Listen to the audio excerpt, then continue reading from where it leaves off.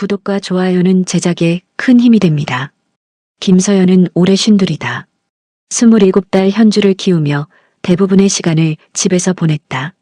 남편은 무역회사를 다니며 해외 출장이 잦았고 서연은 자연스럽게 전업주부의 삶을 살아왔다.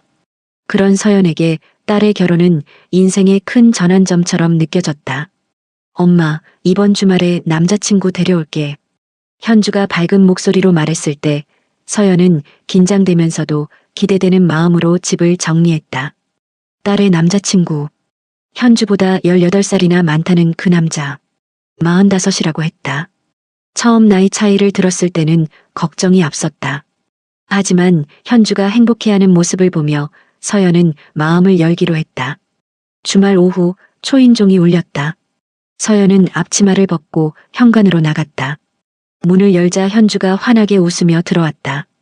그리고 그 뒤에 서 있는 남자. 그 순간 서연의 발이 멈췄다. 엄마, 이 사람이 준호 오빠야. 현주의 목소리가 멀리서 들리는 것 같았다. 서연의 시선은 남자의 얼굴에 고정되어 있었다. 짧은 머리에 약간 희끗희끗한 부분이 보이는 중년 남성. 따뜻한 눈매와 부드러운 인상. 이준호. 그 이름을 듣는 순간 서연의 머릿속에 20해 전 기억이 떠올랐다. 교회 청년부실. 고등학생 남학생 하나가 쭈뼛거리며 들어왔던 모습. 서연이 청년부 리더로 활동하던 시절 그 학생은 매주 예배에 빠지지 않고 나왔다. 준호. 이준호였다. 남자도 서연을 보는 순간 눈이 커졌다. 안녕하세요. 그가 정중하게 인사했다. 목소리는 낮고 안정적이었지만 눈빛에는 당혹스러움이 담겨 있었다. 서연은 겨우 정신을 차렸다. 어서 오세요. 들어오세요. 현주는 두 사람의 표정을 번갈아 보더니 고개를 갸웃했다. 혹시 두 분 아는 사이예요? 준호가 먼저 대답했다. 예전에 같은 교회를 다녔어. 서연도 고개를 끄덕였다. 맞아. 오래전 일이야. 현주가 신기하다는 듯 웃었다. 대박. 그럼 엄마가 준호 오빠 어렸을 때부터 알았던 거네? 서연은 애써 침착하게 대답했다. 그때 고등학생이었지. 준호는 잠시 망설이다가 조심스럽게 말했다. 네. 고2 때부터 그 교회 다녔어요. 세 사람은 거실로 들어갔다. 서연은 차를 준비하며 마음을 가라앉히려 애썼다. 20해 전 청년부 리더였던 자신을 많이 따르던 고등학생. 그 아이가 이렇게 중년의 남자가 되어 딸의 남자친구로 나타날 줄은 상상도 못했다. 테이블에 앉아 차를 마시며 현주가 즐겁게 말했다. 운명인가 봐요. 엄마랑 준호 오빠가 옛날에 같은 교회 다녔다니. 준호는 차를 마시며 조심스럽게 서연을 바라봤다. 서연도 슬쩍 그를 봤다. 고등학생 때의 앳된 얼굴은 사라지고 성숙한 중년 남성의 모습이었다. 하지만 그때의 눈빛은 그대로였다. 현주가 자리에서 일어났다. 아, 엄마 제가 케이크 사왔는데 냉장고에 넣어둘게요. 딸이 주방으로 가자 거실에는 서연과 준호만 남았다. 짧은 침묵이 흘렀다. 준호가 조심스럽게 입을 열었다. 정말 오랜만입니다. 서연은 찻잔을 내려놓으며 대답했다. 그러게. 근데 너무 이상하다. 시간이 정말 많이 흘렀네요. 20해가 넘었지. 준호는 잠시 말을 멈췄다가 다시 말했다. 현주 이야기 들으면서 누군지 전혀 몰랐어요. 성함도 모르고. 서연도 고개를 끄덕였다. 나도 이름만 들었지 얼굴을 볼 생각은 못했어. 현주가 케이크를 들고 돌아왔다. 뭐 이야기하세요? 서연은 미소 지으며 대답했다. 옛날 교회 이야기. 그날 저녁은 어색하면서도 묘하게 익숙한 시간이었다. 현주는 두 사람이 옛날부터 알던 사이라는 것이 신기하고 즐거운 듯 계속 웃었다. 서연과 준호는 조심스럽게 과거의 기억을 꺼내며 대화했다. 하지만 둘 다 알고 있었다.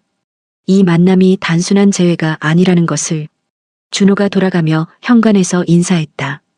오늘 초대해 주셔서 감사합니다. 서연은 짧게 대답했다. 그래요.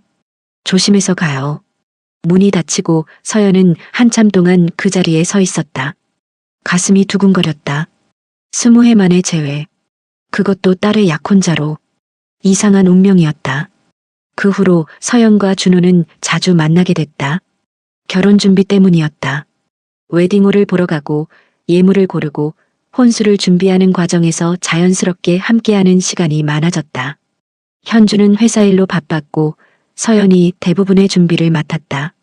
그리고 준호는 장모와 함께 움직이는 것을 마다하지 않았다.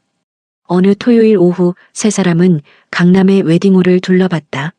넓은 홀과 화려한 샹들리에 예쁘게 꾸며진 스테이지. 현주는 들떠서 이곳저곳을 살폈다. 엄마, 여기 너무 예쁘지 않아요? 서연은 미소 지으며 고개를 끄덕였다. 그래, 괜찮네. 준호는 조용히 주변을 둘러보다가 상담사에게 세심한 질문을 했다. 하객 수용 인원, 주차 공간, 식사 메뉴까지. 서연은 그런 준호의 모습을 보며 믿음직스럽다는 생각이 들었다. 상담이 끝나고 밖으로 나오는 길 현주가 갑자기 말했다.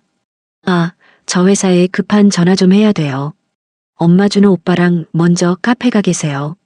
현주는 전화기를 들고 멀리 걸어갔다. 서연과 준호는 근처 카페로 들어가 자리에 앉았다. 커피를 주문하고 기다리는 동안 둘 사이에 짧은 침묵이 흘렀다. 준호가 먼저 말했다. 오랜만에 이렇게 둘이 앉으니까 옛날 생각이 나네요. 서연은 커피를 받아들며 대답했다. 그때는 자네가 정말 어렸지. 그때 저 고2였으니까. 20살도 안 됐죠. 청년부 모임 때 자네가 제일 어렸어. 준호는 잠시 망설이다가 조심스럽게 말을 이었다. 그때 저 누나를 많이 따랐어요. 서연은 커피를 마시며 가볍게 웃었다. 알아. 매주 빠지지 않고 나왔잖아. 누나가 리더여서 말씀도 잘하시고 다른 사람들 잘 챙겨주시고. 서연은 그 시절을 떠올렸다. 22살 대학을 갓 졸업하고 청년부에서 활동하던 시절. 열정적으로 봉사하고 후배들을 챙기던 그때. 고등학생 준호는 조용하지만 성실하게 모든 활동에 참여했다. 너도 참 성실했어. 봉사활동 같은 거 누가 시키지 않아도 먼저 나섰잖아. 서연의 말투가 자연스럽게 반말로 바뀌었다. 준호도 그 변화를 느꼈는지 잠시 서연을 바라봤다. 준호는 고개를 끄덕였다. 그때가 제 인생에서 가장 순수했던 시기였던 것 같아요. 다들 그렇지. 그때는 다 순수해. 현주가 전화를 마치고 카페로 들어왔다. 둘의 대화는 자연스럽게 끊겼다. 하지만 서연은 준호의 마지막 말이 계속 머릿속에 맴돌았다. 며칠 후 예물 가게를 방문했다. 이번에도 현주는 회사 전화를 받느라 잠시 밖으로 나갔다. 서연과 준호는 진열대 앞에 나란히 서서 반지를 구경했다. 점원이 여러 디자인을 보여줬다. 준호는 하나하나 신중하게 살폈다. 이 디자인은 어떠세요? 점원이 권하는 반지를 보며 준호가 서연에게 물었다. 어머님 생각은 어떠세요? 서연은 반지를 보며 대답했다. 현주가 화려한 걸 좋아하지 않아. 심플한 게 나을 것 같은데. 저도 그렇게 생각했어요. 준호는 좀 더 단순한 디자인을 골랐다. 서연도 고개를 끄덕였다. 둘의 취향이 비슷하다는 것이 묘하게 느껴졌다. 현주가 들어와서 반지를 보고 흡족해했다. 역시 엄마랑 준호 오빠가 고른 거면 믿을 수 있어. 가게를 나오는 길 준호가 서연에게 조심스럽게 물었다. 혹시 시간 괜찮으시면 저녁 같이 하실래요? 현주가 대답했다. 저는 친구 만나기로 해서요. 엄마, 준호 오빠랑 드세요. 서연은 잠시 망설였지만 고개를 끄덕였다. 그럴까? 둘은 조용한 한식당으로 들어갔다. 창가 자리에 마주 앉아 식사를 주문했다. 음식이 나오고 젓가락을 드는 동안 서연은 이 상황이 묘하게 느껴졌다. 딸의 약혼자와 단둘이 저녁을 먹는다는 것. 그것도 20해 전 알던 사이로. 준호가 조심스럽게 말을 꺼냈다. 결혼 준비하면서 누나. 아니, 어머님께 폐를 많이 끼치는 것 같아요. 서연은 고개를 저었다. 아니야. 딸 결혼인데 당연한 거지. 그래도 제가 나이도 많고 해서 현주 어머님께 걱정 끼칠까봐. 나이는 중요하지 않아. 현주가 행복하면 돼. 준호는 잠시 말을 멈췄다가 다시 입을 열었다. 사실 처음에 현주 어머님이 누나일 줄은 정말 몰랐어요. 나도 놀랐어. 그때 이후로 교회도 안 나가고 연락도 끊기고 서연도 그 시절을 떠올렸다. 결혼하고 아이를 낳고 정신없이 살다 보니 교회도 멀어졌다. 청년부 사람들과도 자연스럽게 연락이 끊겼다. 다들 그렇게 살지 뭐. 바쁘게 살다 보면. 그래도 이렇게 다시 만나게 될 줄은. 준호의 목소리에는 묘한 떨림이 있었다. 서연은 그 떨림을 느끼면서도 모른 척했다. 식사가 끝나고 밖으로 나왔다. 저녁 공기가 차가웠다. 서연은 가디건을 여미며 걸었다. 준호는 조금 떨어진 거리에서 나란히 걸었다. 집까지 태워다 드릴게요. 준호가 말했다. 괜찮아. 택시 타고 갈게. 아니에요. 제가 모셔다 드려야죠. 서연은 더 이상 거절하지 않았다. 준호의 차에 올라탔다. 조용한 차 안 라디오에서 잔잔한 음악이 흘러나왔다. 서연은 창밖을 보며 생각에 잠겼다. 준호와 함께 있으면 편안했다. 20해 전부터 알던 사이라서 그런 걸까? 아니면 다른 이유가 있는 걸까? 집 앞에 도착했다. 서연은 차에서 내리며 짧게 인사했다. 고마워. 조심해서 가. 준호도 대답했다. 네, 들어가세요. 서연은 현관으로 걸어가며 뒤를 돌아봤다. 준호의 차가 천천히 멀어지고 있었다. 가슴 한편이 이상하게 두근거렸다. 이상한 감정이었다. 결혼 날짜가 다가오면서 준비는 더 바빠졌다. 서연의 집에 준호가 방문하는 일도 잦아졌다. 신혼집 가구 카탈로그를 함께 보고 혼수 목록을 정리하고 예식장과 연락하는 일들. 현주는 일이 바빠서 주말에도 자주 회사로 나갔다. 그러다 보니 자연스럽게 서연과 준호가 함께 있는 시간이 많아졌다. 어느 평일 저녁이었다. 현주가 급하게 전화를 걸어왔다. 엄마, 미안해요. 오늘 야근해야 돼. 준호 오빠한테 저녁 대신 대접해주세요. 서연은 잠시 망설였지만 대답했다. 그래. 알았어. 준호는 저녁 6시쯤 도착했다. 손에는 과일 바구니를 들고 있었다. 현주가 늦는다고 해서 패 끼치는 것 같네요. 서연은 고개를 저으며 말했다. 괜찮아. 들어와. 둘은 거실에 앉았다. 서연은 주방으로 가서 저녁 준비를 시작했다. 준호가 따라 들어왔다. 제가 뭐 도와드릴까요? 아니야. 그냥 앉아 있어. 하지만 준호는 자연스럽게 식탁을 닦고 그릇을 꺼냈다. 서연은 그런 준호를 보며 빙그레 웃었다. 교회 청년부 시절에도 준호는 꾸준히 일을 마다하지 않았다. 음식이 준비되고 두 사람은 식탁에 마주 앉았다. 텔레비전은 꺼져 있고 집안은 조용했다. 저녁을 먹으며 가벼운 대화가 오갔다. 준호가 먼저 말을 꺼냈다. 음식 정말 맛있어요. 자주 먹던 거잖아. 그래도 누나가 만든 음식 먹는 건 처음이에요. 서연은 밥을 뜨며 대답했다. 그때는 교회 행사 때 다 같이 먹었으니까. 맞아요. MT 갔을 때 누나가 김치찌개 끓여주셨던 거 기억나요? 그랬지. 내가 2그릇 먹었어. 준호는 웃으며 고개를 끄덕였다. 고등학생 때라 먹성이 좋았죠. 둘은 과거 이야기를 나누며 식사를 마쳤다. 서연이 설거지를 하려고 일어서자 준호가 말했다. 제가 할게요. 아니야. 손님 아니잖아요. 준호는 자연스럽게 설거지를 시작했다. 서연은 옆에서 행주로 그릇을 닦았다. 좁은 주방에서 두 사람이 나란히 서 있었다. 어깨가 스칠 듯 가까운 거리. 서연은 괜히 긴장됐다. 설거지가 끝나고 다시 거실로 돌아왔다.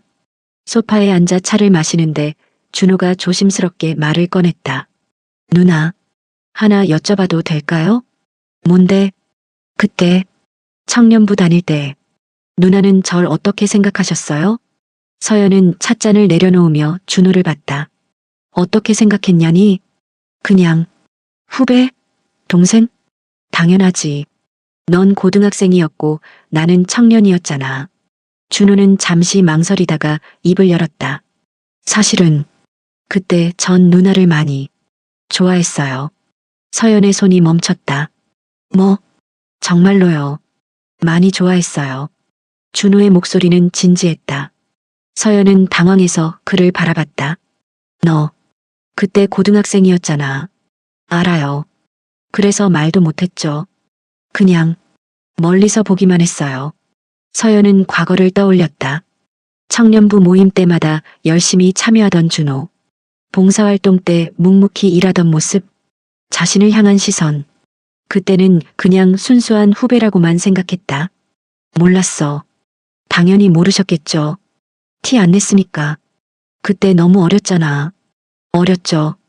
그래도 제 감정은 진짜였어요. 서연은 찻잔을 들어 한 모금 마셨다. 가슴이 두근거렸다. 20해 전의 일인데 지금 듣게 될 줄은 몰랐다. 준호가 다시 말했다. 그 후로 결혼도 했지만 누나 생각이 가끔 났어요. 준호야, 지금 이렇게 다시 만난 게 운명인 것 같아요. 서연은 고개를 저었다. 운명이라니. 넌 지금 내 딸하고 결혼하려는 거잖아. 알아요. 그래서 이상한 거예요. 둘 사이에 침묵이 흘렀다. 시계 초침 소리만 들렸다. 서연은 마음이 복잡했다. 준호의 고백은 예상하지 못한 것이었다. 준호가 자리에서 일어섰다. 늦었네요. 들어가야겠어요. 서연도 일어나 현관까지 배웅했다.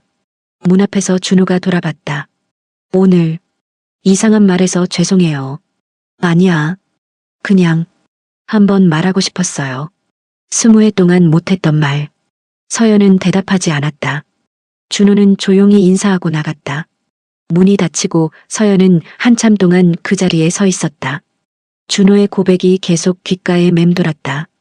그날 밤 서연은 잠을 이루지 못했다. 침대에 누워 천장을 바라보며 생각했다. 20해 전 고등학생 준호가 자신을 좋아했다는 것. 그리고 지금도 그 감정이 남아있다는 것. 하지만 준호는 딸의 약혼자였다. 서연은 이 상황을 어떻게 받아들여야 할지 몰랐다. 머리로는 안 된다는 걸 알았지만 가슴 한편에는 묘한 설렘이 있었다. 준호와 함께 있으면 편안했다. 자연스럽게 웃게 됐다. 옛날 교회에서 만나던 그 시절로 돌아간 것 같았다. 시간이 흘러 새벽이 됐다. 서연은 눈을 감았다. 하지만 준호의 얼굴이 자꾸 떠올랐다. 따뜻한 눈빛, 진지한 목소리, 조심스러운 고백. 이건 안 되는 일이었다. 서연은 스스로에게 다짐했다. 더 이상 준호와 단둘이 있지 말자. 항상 현주와 함께 있자. 거리를 두자. 하지만 마음 한편에서는 다른 목소리가 들렸다. 만약에 준호가 내 딸의 약혼자가 아니었다면? 만약에 20해 전으로 돌아갈 수 있다면? 서연은 고개를 저었다. 말도 안 되는 생각이었다. 하지만 그 생각을 지울 수가 없었다. 일주일이 지났다. 서연은 준호를 만날 때마다 조심스러웠다.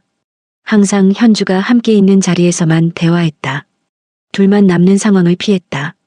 준호도 그 변화를 느꼈는지 거리를 두는 것 같았다. 하지만 운명은 묘하게 돌아갔다. 어느 금요일 남편이 갑작스럽게 해외 출장을 가게 됐다. 2주간의 긴 일정이었다. 그리고 현주도 회사에서 지방 출장을 가게 됐다. 주말 내내 부산에 있어야 한다고 했다. 엄마, 혼자 괜찮으시죠? 현주가 걱정스럽게 물었다. 괜찮아. 걱정 마. 혹시 뭐 필요한 거 있으면 준호 오빠한테 연락하세요. 제가 부탁해놨어요. 서연은 고개를 끄덕였지만 마음은 불안했다. 토요일 오후 혼자 집에 있는데 초인종이 울렸다. 인터폰을 보니 준호였다. 서연은 잠시 망설였지만 문을 열어줬다. 왜 왔어? 준호는 손에 큰 상자를 들고 있었다. 현주가 부탁해서요. 필터 교체하는 거 좀 도와드리라고. 아, 그랬구나. 준호는 들어와서 정수기 필터를 교체하기 시작했다. 서연은 옆에서 지켜봤다. 능숙하게 필터를 갈아 끼우고 작동을 확인하는 준호. 일을 마치고 손을 씻으며 준호가 말했다. 다 됐어요. 고마워. 또 필요한 거 있으세요? 서연은 고개를 저었다. 없어. 준호는 현관으로 향했다. 하지만 문 앞에서 멈춰섰다. 잠시 망설이다가 돌아섰다. 누나, 차 한 잔만 하고 갈게요. 서연은 거절하려다가 고개를 끄덕였다. 둘은 거실로 돌아왔다. 서연은 커피를 내려 테이블에 놓았다. 창밖으로 저녁 햇살이 들어왔다. 준호가 커피를 마시며 조심스럽게 말했다. 요즘 저 피하시는 것 같아요. 서연은 찻잔을 내려놓았다. 무슨 소리야? 지난번에 제가 이상한 말해서 그런가? 아니야. 정말요? 서연은 준호를 똑바로 봤다. 그때 한 말, 진심이었어? 준호는 고개를 끄덕였다. 진심이었어요. 넌 지금 내 딸하고 결혼하려는 거잖아. 알아요.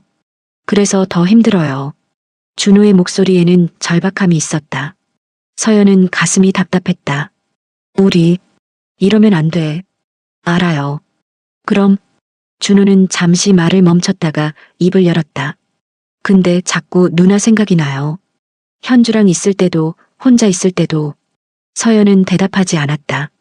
사실 자신도 마찬가지였다. 요즘 자꾸 준호가 떠올랐다. 함께 있으면 편안했고 헤어지면 허전했다. 우리 너무 솔직한 거 아니야? 서연이 조심스럽게 말했다. 솔직하지 않으면 평생 후회할 것 같아요. 후회? 20회 전에도 말 못했잖아요. 이번에도 말 안 하면 또 후회할 것 같아서. 서연은 한숨을 쉬었다. 이 상황이 너무 복잡했다. 머리로는 안 된다는 걸 알지만 마음은 자꾸 흔들렸다.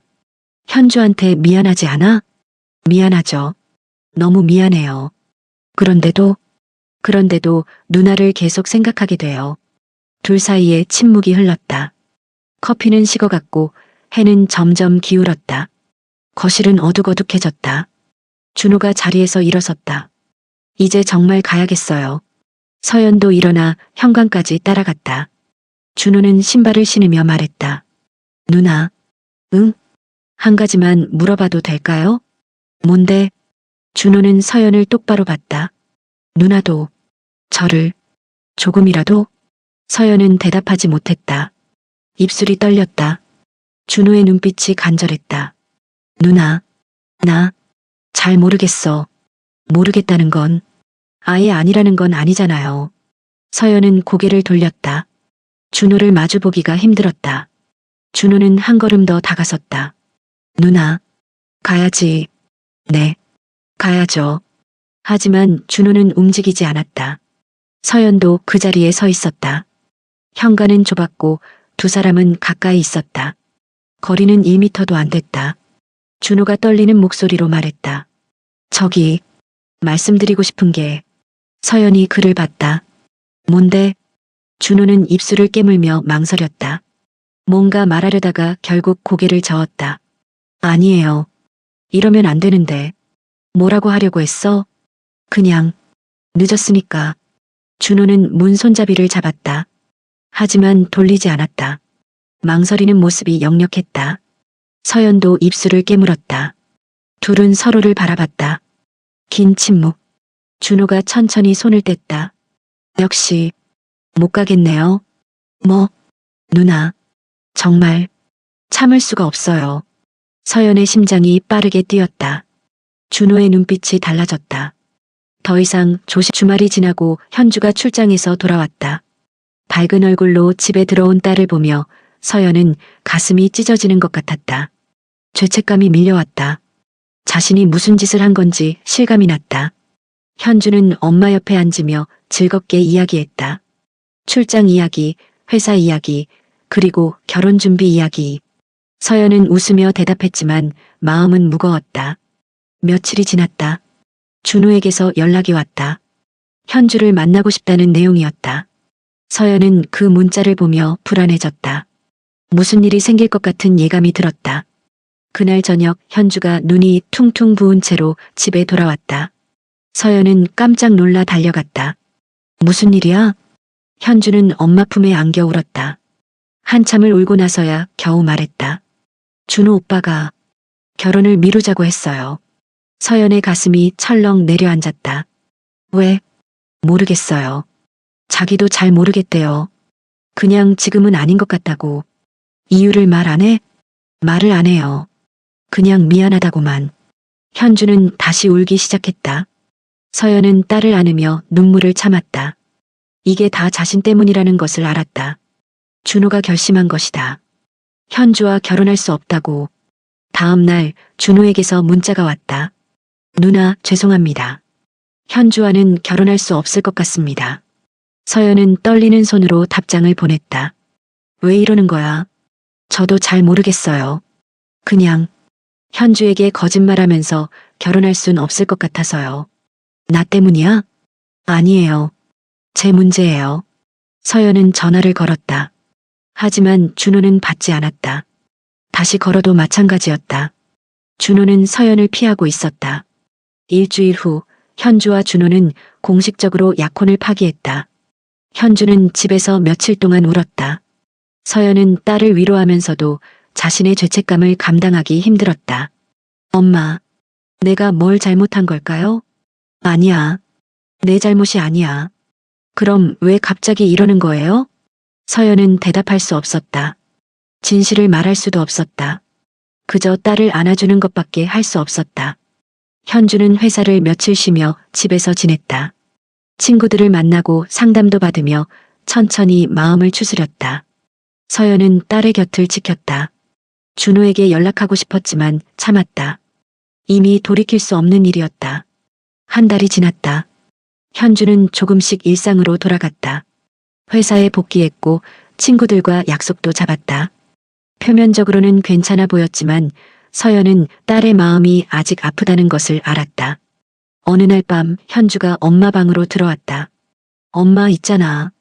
응? 준호 오빠. 엄마랑 옛날에 교회 다녔다고 했잖아요.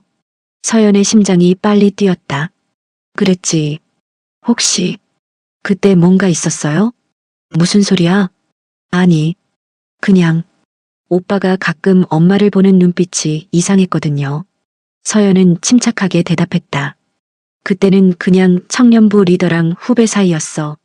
아무것도 없었어. 현주는 고개를 끄덕였다. 그렇겠죠. 제가 이상하게 생각한 건가.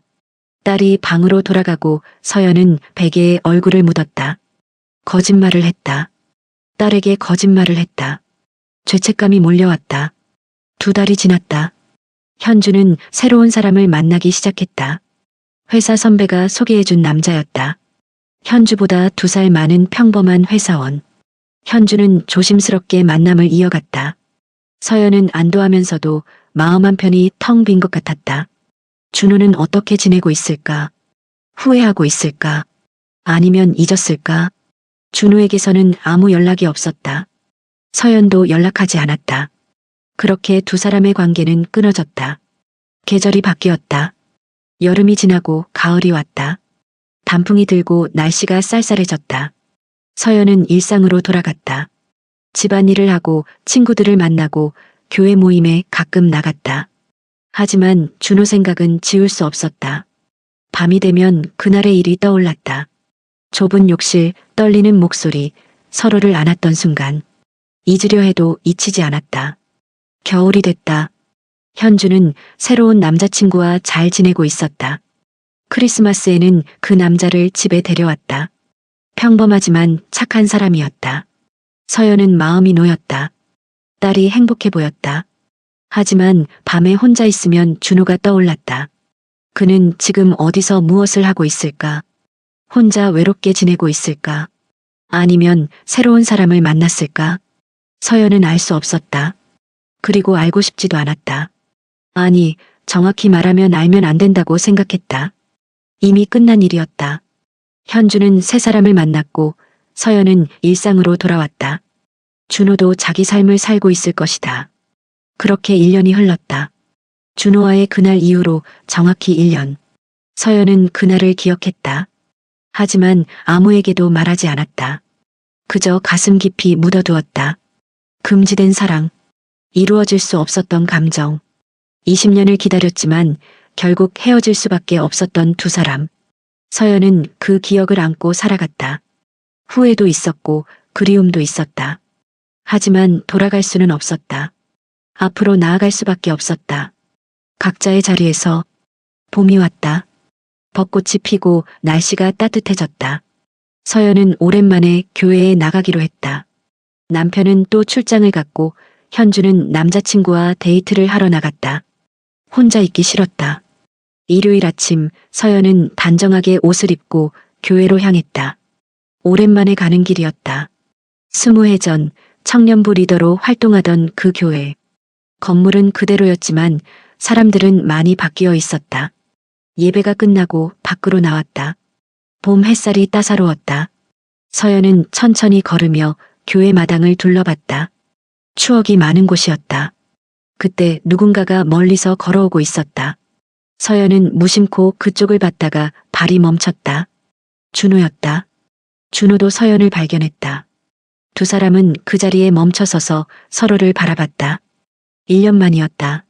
준호는 조금 수척해 보였지만 여전히 따뜻한 눈빛이었다. 준호가 먼저 다가왔다. 서연도 천천히 걸어갔다. 교회 마당 한가운데서 두 사람이 마주섰다. 준호가 조심스럽게 말했다. 오랜만이에요. 누나. 누나라는 호칭. 더 이상 어머님이 아니었다. 약혼이 파기된 후 두 사람은 다시 원래의 관계로 돌아간 것이다. 어색하지만 자연스러웠다. 서연은 고개를 끄덕였다. 오랜만이야. 교회. 다시 나오시나 봐요. 응. 오늘 처음이야. 넌? 저도 몇 달 전부터 다시 나오기 시작했어요. 둘은 잠시 침묵했다. 할 말이 많았지만 아무 말도 나오지 않았다. 준호가 먼저 물었다. 현주는 잘 지내요? 응. 새로운 사람 만나서 잘 지내. 다행이네요. 너는? 저도. 뭐 그럭저럭요. 둘은 다시 침묵했다. 서로의 안부를 묻는 것조차 조심스러웠다. 1년 전의 일이 떠올랐다. 좁은 욕실, 금지된 순간, 서로를 안았던 그 시간. 준호가 작게 말했다. 누나, 그때 일, 됐어. 지난 일이야. 미안해요. 나도 미안해. 준호는 쓸쓸하게 웃었다. 우리 참 이상하게 만났죠. 그러게. 20년 만에 다시 만났는데 결국 서연은 고개를 저었다. 어쩔 수 없었어. 우린 그럴 수 없는 사이였으니까. 알아요. 그래도 준호는 말을 멈췄다. 서연은 그의 눈을 봤다. 여전히 자신을 보는 눈빛이 따뜻했다. 1년이 지났지만 변하지 않은 것 같았다. 잘 지내. 서연이 먼저 말했다. 누나도 혼자 외롭지 않게 걱정 안 하셔도 돼요. 준호는 미소 지었다. 서운하면서도 담담한 표정이었다. 그럼 저 먼저 갈게요. 그래. 준호는 고개를 숙여 인사하고 돌아섰다. 서연은 그의 뒷모습을 바라봤다. 멀어지는 모습을 보며